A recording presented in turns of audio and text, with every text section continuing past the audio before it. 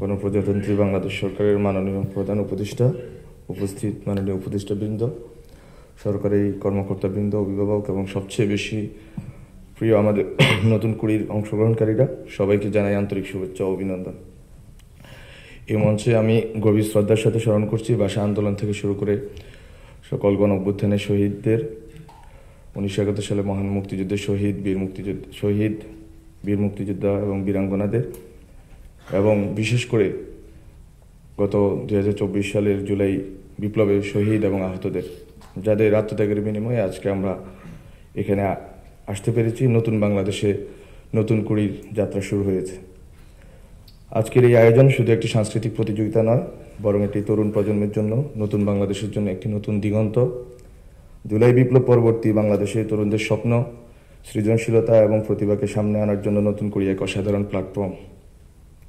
সারা দেশ থেকে নতুন কুড়িদের স্বচ্ছ ও ন্যায্য প্রক্রিয়ায় বাছাই করা হয়েছে, ধর্ম, বর্ণ, অঞ্চল বা অর্থনৈতিক অবস্থান নির্বিশেষে। এই শিশু কিশোর তরুণরাই নতুন বাংলাদেশের পতাকাকে বহন করবে, নিজের প্রতিভা ও পরিশ্রম দিয়ে আমাদের সংস্কৃতি, সমাজ ও সভ্যতাকে এগিয়ে নিয়ে যাবে। জুলাইয়ের শহীদ আহতদের কাঙ্ক্ষিত সেই বৈষম্যহীন, ন্যায্য এবং সবার বাংলাদেশ গড়ে তুলবে। বাংলাদেশ, আমরা দেখেছি গত 15 বছর ধরে বাংলাদেশকে একটি ভাষা, এক সংস্কৃতি এবং একটি ঐতিহ্যের গণ্ডীভুক্ত করা হয়েছে। কিন্তু বাংলাদেশ বহু সংস্কৃতির, বহু ঐতিহ্যের এবং বহু ভাষার দেশ। দীর্ঘদিন ধরে এই বৈচিত্র্যের পুরো সৌন্দর্য আমরা উপভোগ করতে পারিনি, উপলব্ধি করতে পারিনি। আমাদের অনেক প্রান্তিক জনগোষ্ঠী এবং যাদেরকে প্রান্তিক করা হয়েছে তাদেরকে সাংস্কৃতিক পরিষদ থেকে বাদ দেওয়া হয়েছে, যার কারণে সাংস্কৃতিক জায়গায় ফেসিবাদ গেড়ে বসেছিল। আমরা চাই এখন থেকে আমাদের সাংস্কৃতিক কাঠামোতে সবাই জায়গা করে নিক, জাত, ধর্ম, বর্ণ নির্বিশেষে। আমাদের সংস্কৃতির শক্তি হবে অন্তর্ভুক্তি, বৈচিত্র্য এবং মানবতার সম্মিলন। আমাদের সভ্যতা হবে এই বাংলার অববাহিকায় যে বৈচিত্র্যময় সাংস্কৃতিক সম্পদ আছে এবং যেই মিলনবিন্দুর কারণে বাংলাদেশ বিশিষ্ট, সেই বিশিষ্টতার অনুসরণ।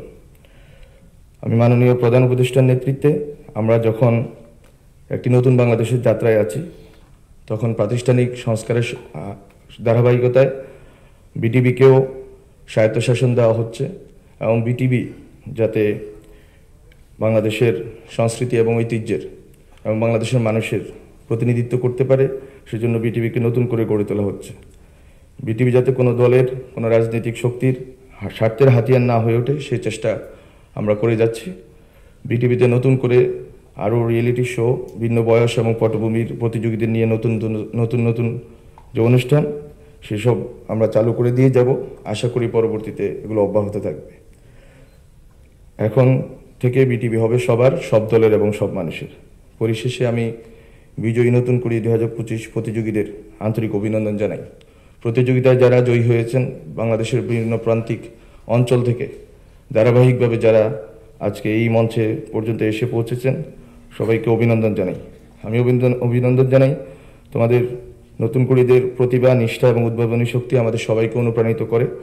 আমরা দেখেছি বাংলাদেশে গত 2-3 সপ্তাহ জুড়ে বিভিন্ন ফেসবুকে, রিলসে, ইউটিউবে মানুষ নতুনভাবে বাংলাদেশের সংস্কৃতি এবং ঐতিহ্যকে নতুনভাবে আবিষ্কার করতে পেরেছে নতুন কুড়ির সৌজন্যে। আমরা আশা করি তোমরা তোমাদের সৃজনশীল যাত্রা অব্যাহত রাখবে, নতুন উচ্চতায় পৌঁছাবে এবং দেশের গৌরব বৃদ্ধি করবে। সর্বশেষে আমি সার্বিক দিক নির্দেশনা এবং সহযোগিতার জন্য মাননীয় প্রধান উপদেষ্টাকে ধন্যবাদ জানাই। আরও ধন্যবাদ জানাই এই আয়োজনের সঙ্গে যুক্ত আমার মন্ত্রণালয়ের সকল কর্মকর্তা বৃন্দদের, বিশেষ করে বিটিভির সংশ্লিষ্ট সকল কলাকুশলী, বিচারকবৃন্দ, অভিভাবক, সবচেয়ে বেশি আমাদের সেই কিশোর তরুণদের যারা এখানে অংশগ্রহণ করেছেন এবং তোমাদের শ্রম, প্রতিভা দিয়ে এই আয়োজনকে মহিমান্বিত করেছ। সবাইকে আমি ধন্যবাদ জানাই এবং জুলাই গণ অভ্যুত্থান এর মাধ্যমে আমরা আজকে যেখানে এসে পৌঁছেছি, সেই যাত্রা যেন অব্যাহত থাকে, নতুন বাংলাদেশের যাত্রা যেন অব্যাহত থাকে, সেই কামনা করি। সবাইকে ধন্যবাদ।